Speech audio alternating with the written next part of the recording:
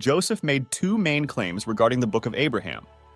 First, that he possessed papyrus containing the writings of Abraham, written by Abraham's own hand. And second, that Joseph had translated the hieroglyphics from this papyrus into the Book of Abraham. With modern knowledge of Egyptian hieroglyphs, can we test his claims? Well, according to the Church, only a small portion of the scrolls still exist today, and the relationship between these fragments and the Book of Abraham is unclear. However, this statement is inaccurate. We do still have the papyrus that Joseph translated from. In Abraham 1:12, Abraham tells us that he was nearly sacrificed by a priest, and refers us to a representation at the commencement of this record. Again, in verse 14, he refers us to figures at the beginning of the record. The representation he is referring to is facsimile 1. And just like Abraham said, facsimile 1 can be found at the beginning of one of the scrolls that we still have today.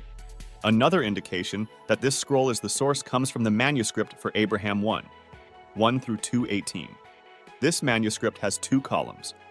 The first contains hieroglyphs, and the second contains the translated text.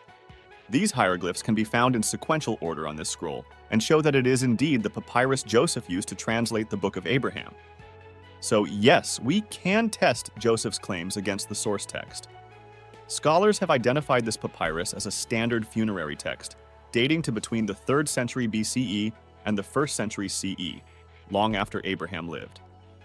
They have also determined that none of the characters mentioned Abraham's name or any of the events recorded in the Book of Abraham, and that the characters on the scroll do not match the translation given in the Book of Abraham.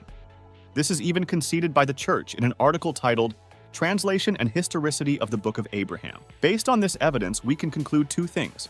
This papyrus does not contain the writings of Abraham, and that Joseph did not accurately translate the hieroglyphics on this papyrus as he claimed.